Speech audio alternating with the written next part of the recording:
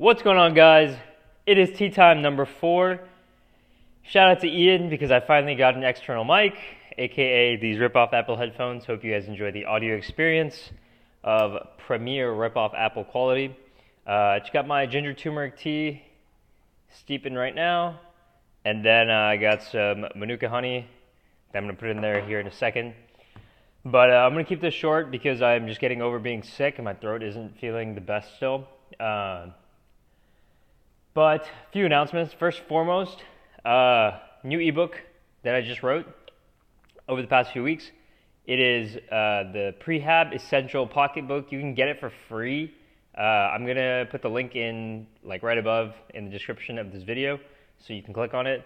That's the first one. So that all that includes is it's a few prehab exercises that you can do every single day. And as I said before, prehab is pre-rehab to prevent further injury and to fix your current dysfunctions that you have, such as muscular and postural imbalances.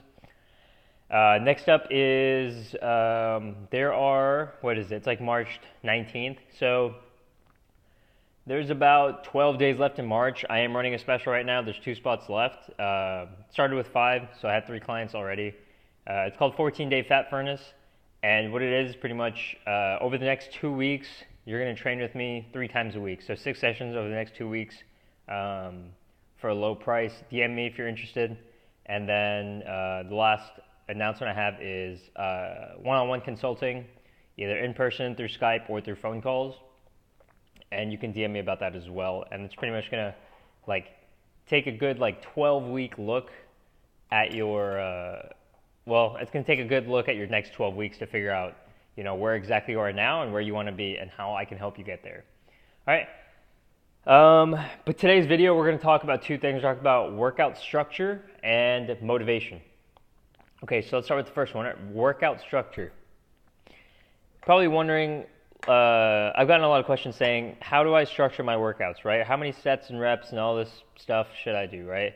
Well, the thing is, you have to work at all sets and rep ranges. It's not high reps, low weight. It's not low reps, high weight. You got to do both, and it's not, you don't have to do the same workout or even the same week, but you have to eventually hit, you can't just do one set of rep ranges the entire time, for a long period of time. Next thing, the actual structure of the workout, it's usually like this. It consists of 5 things. So the first one is a warm-up. And then, this is for somebody that doesn't have injuries, by the way. This is a normal person just walks in the gym, right? So, it's going to be your warm-up, your compound exercises, then your isolation exercises, then your mobility, stability, and balance work, and then your cool-down, okay? Now, for me, it's completely different because I have, shoulder dysfunction, my knee is not 100%. So, I will do a warm-up, and then I'll do my mobility, balance, and prehab stuff beforehand. And then I'll actually do isolation work, then I'll do compound work, and then I might do a couple isolation exercises after, and then I'll do mobility and stability, right? So the reasoning for this is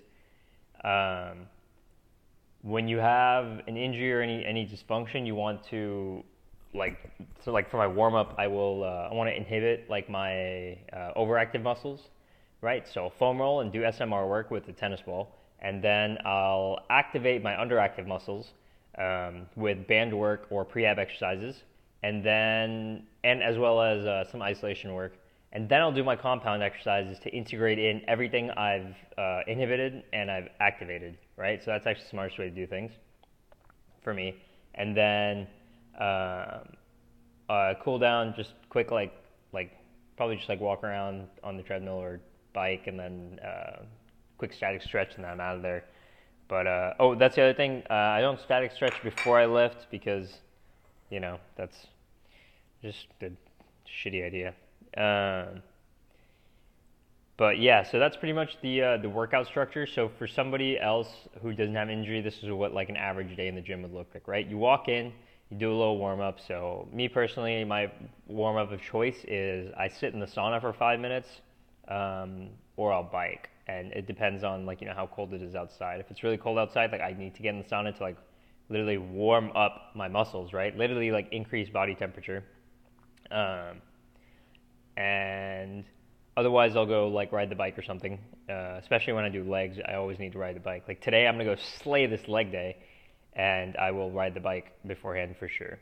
So that's a warm up. That's step one, right? So step two, we're moving on to compound exercises, right? But before we do this, another part to the warm up is going to be foam rolling and very light, like not stretching, but like very light band work, right? Or like some over and backs, like some of the stuff I've posted, like with the PVC pipe, where you go over and back of your head, and then like do some overhead squats, some good mornings, all that stuff. I do a quick set of that, right? So that's the second. That's still part of your warm up. And then what you want to do is, just soak all this flavor out of this tea real quick. And the second thing you want to do is, it might be too much. Oh well. The second thing you want to do is hit your compound exercises. So this is going to be like your presses and your rows and your like anything that's like a big, like your pull downs, lunges, deadlifts, like all those like big, like anything that takes up multiple muscle groups, right? And my rowing or my push to pull ratio is 2-to-1. So for every press I do, like a horizontal press, like a bench press or like a dumbbell bench press, I'll do 2 rows, right? And that's just to offset like the balance of, because like we use our like muscles up here way more than our muscles in our posterior chain. So you always want to do double the work on your backside that you do on your front. So every quad exercise, 2 hamstring exercises, every chest exercise, 2 back exercises. And I'm not talking about going from a dumbbell press to a pull down. Both of those are internal rotators, right? You want to go from a horizontal press to a horizontal pull. So like a seated row, even a dumbbell, you can do a dumbbell row, something like that.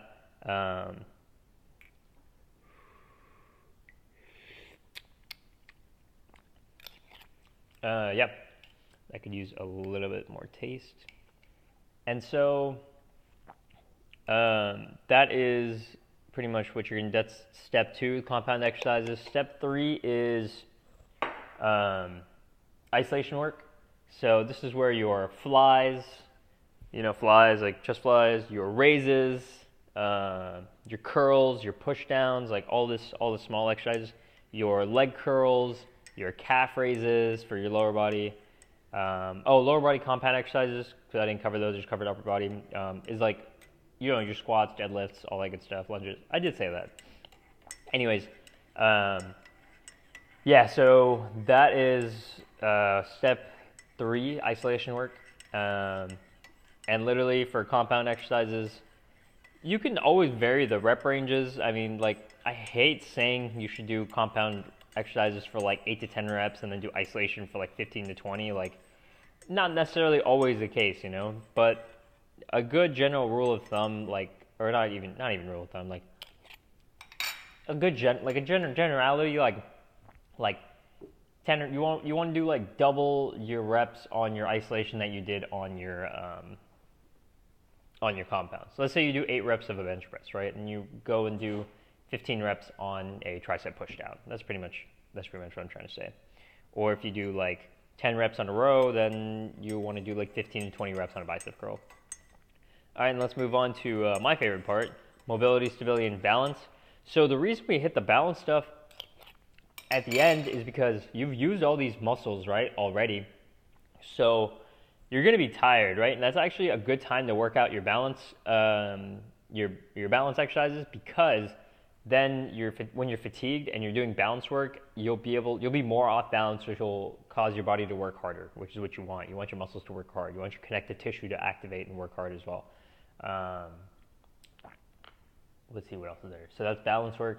Stability and mobility, like literally anything. You can do the lunge stance drills that I do, where have your hands down and then coming up and then come back down, stuff like that. Lots of band work, band pull aparts. Band pull aparts, I do like 3 sets 20 just every day. Wow, 10 minutes in and I just took my first sip of tea. That is magic. But yeah, next thing is mobility, stability. all that stuff. Just that's pretty much just band work and like pretty much think of prehab except during a workout. So that's why these exercises are so interchangeable. Like that's why I love them. So like in that ebook, the prehab pocketbook, the prehab essential pocketbook that I have, which you can get if you click on. Always plug in my own stuff. If you click on the link in the bio, you can get it for free. You can do those exercises during the mobility and stability portion of your workout. So that's part 4, and then part 5. I literally like you don't want to do your last lift and then just walk out the gym. You want to like walk around a little bit, maybe do some core work, some abs. I tend to do abs in the beginning of my workout. You can do them at the end. As a cool down, you can walk on the treadmill for 5 minutes. You can station your bike for 5 minutes. You can do some dynamic stretching, which is, it's not like static stretching. You're not holding a position. You're kind of moving around. You can static stretch at the end of a workout. Not too much, maybe like 2 or 3 minutes.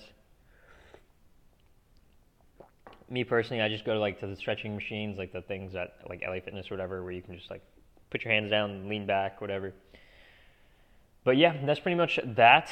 And like I said, guys, sets and rep ranges, you got to work in all sets and rep ranges. I'm talking about 3 sets of 10, 3 sets of 12, 3 sets of 15, 3 sets of 20, 4 sets of 8, 4 sets of 10, 4 sets of 20, 5 sets of 10, 5 sets of 20. Like, there's so many different rep ranges, and you just got to work through all of them, you know? It doesn't have to be all in the same workout. Like, one day you can do 3 sets of 10, the other day you can do 4 sets of 8, the next day you do 3 sets of 5. Like the programs that I write are based in all different rep ranges instead of just like most linear periodization programs where you increase, like, you know, it's like the progressive overload. You're still doing progressive overload in my programs, but it's different. Like, you're not going from like high volume, low intensity to high intensity, low volume. You're doing both in the same week. So it's like a concurrent. It's called de-undulating periodization or concurrent periodization, where you do all the sets and rep ranges in 1 week. So like, so let's say one day you would do like 3 sets of 20 on all your exercises. That's that's going to be like a high volume day, right? And you're going to have to go a little bit lower on your reps. I mean, on your weight, because you're going such high reps. And another day you would do like 3 sets of 6 or 3 sets of 5, you know. And those days you're going to lift heavier weight, but you're going to do lower reps because the weight's it's hard to do high reps with heavy weight, you know. So yeah. All right, next up is motivation, right? So we'll make this quick because I have to go in like 7 minutes. So people are like, Afraz, where do you find your motivation? How do I get motivated? I'm not motivated enough to go to the gym. Harsh truth, you don't need motivation to go to the gym, right? And you're like, what? What does that mean? It's like the gym should be part of your life, or not even the gym, like working out, staying active, staying healthy, picking the right foods, putting the right stuff in your body, all that stuff. Over time, like at the beginning, yeah, you might need some motivation, but over time, the motivation runs out. Like there's no such thing, there's nothing that will keep you motivated for 365 days a year for the next 10 years. There's no motivation that you can get from the outside coming in. You have to provide that from the inside coming out. So that's called intrinsic motivation, not extrinsic motivation, where like you get motivated by watching a Phil Heath video before you go lift, right? Oh, that'll motivate you for that day, right? Or, you know, listening to some freaking like just Kanye West blaring in your headphones, like playing some Yeezus, like I Am a God type shit. Like, that's a great pump up song, by the way. Or Black Skin. Anything off of Yeezus is a great pump up / motivation song, right? But eventually all that stuff, like there's only a limited amount of it. We can't always be using motivation from the outside forces to motivate us, right? We have to have internal motivation. My motivation is the process. I thoroughly 100% enjoy the process. I love going to the gym. I love literally lifting weights. I love eating healthy food. I love sleeping early and getting my 8 hours sleep. I love doing all these things, and that's why I don't need, people are like, Afraz, what's your motivation? I'm like, I don't have motivation. I have habit. It's self motivation, right? and it's just habit. So eventually, what you want to do is try and understand this concept of using motivation to build a habit, and then using that habit to get to your goals, right? So you've probably heard it takes 21 days to build a habit, right? And that's kind of true, right? But it takes 90 days to build a lifestyle, right? Which is what we're going for. We're going for motivation, lifestyle, habit, goals. Like that's the continuum, right? So using your motivation to build a habit, you're using a habit to build a lifestyle, and you're using that lifestyle to achieve your goals, right? That's why like people go to the gym, like maybe they'll go like for a week, they'll go like 5 times for that week, and then they'll work out like 2 hours a day, and they're like, oh, I don't see results. It's like, okay, well, I mean, a week of working out intensely is not going to fix a decade of eating shitty and being fat, you know? Like, you really have to unfat yourself, unfuck your mindset, and like get to the point where you're dead set in doing this every day for a long period of time. If you're not in it to win it, then get the fuck out. Not like just brutal honesty. Get the fuck out if you're not in it to win it. If you don't have a goal that motivates you and inspires you every single day to jump out of bed and do the right things to get there, then get the fuck out. Because otherwise, what are you doing? You know, like what's the other option, right? Like you can eat like shit and get fat. Like that's hard. Being fat is hard, right? Working out and training and eating right and sleeping early and all that shit's hard too, right? So you gotta pick your like life is hard. Like everything is gonna be hard, right? There's nothing handed to you, right? So like being fat, like it's gonna be hard walking upstairs, you know, carrying your weight around. You're gonna be huffing and puffing, like there's just so many risks that come with being fat, like and overweight, and also like shout out to my skinny guys because like same thing, man. Like it's like I've been there, man. I'm sort of there right now, you know, like after losing all this weight, but like and trying to gain it back now, but like being skinny sucks sometimes, you know, like it's just like it's like it's hard to move stuff around, like same thing, like you'll start like this isn't just a fat person only thing, but like when you're walking, like when you're speed walking or when you're going up and down stairs and stuff and your legs aren't trained enough, your legs will fucking hurt, man. Like it sucks. Like there was one day I remember vividly, I hadn't worked out in ages. Like this was back in high school. I was at prayer. To my brown people watching this, I was at Jamaat Khana. And I walked from, imagine Plano Khana. I walked from the prayer hall out to the lobby, and I was speed walking, right? And when I stopped, my shins and like my anterior tibialis, my calves, like all the muscles in my lower legs were physically hurting. I was like, what is going on? And literally the next day, I went to go work out. And I kept working out until, you know, like the next time I stopped, you know. And then it's just a cycle of starting and stopping. But like that was a wake up call. Everybody has a wake up call, you know. It's like whether like when they get out of bed and they just like look in the mirror and they're like, shit, I need to change something, or like they'll like be out of breath after going up the stairs or something, or that's just a common thing. But yeah, I mean, there's just so many, like when you get that wake up call, that's your motivation, right? Use that to build up your habit to build up lifestyle to achieve your goals. And I got to leave you with that, and I got to chug the rest of this tea, which is still fucking hot, because I got to go on a strict schedule for the day. That's the other thing. We'll talk about scheduling next time and how to plan everything in your day and why you have time to work out. Like, that's the shittiest excuse I've ever heard. But yeah, until then, I will see you guys later. This is Tea Time number 4 for Suterio, Four Corners Fitness, signing off. Buy my ebook for free. I don't know why I said buy, but bye. See you guys later.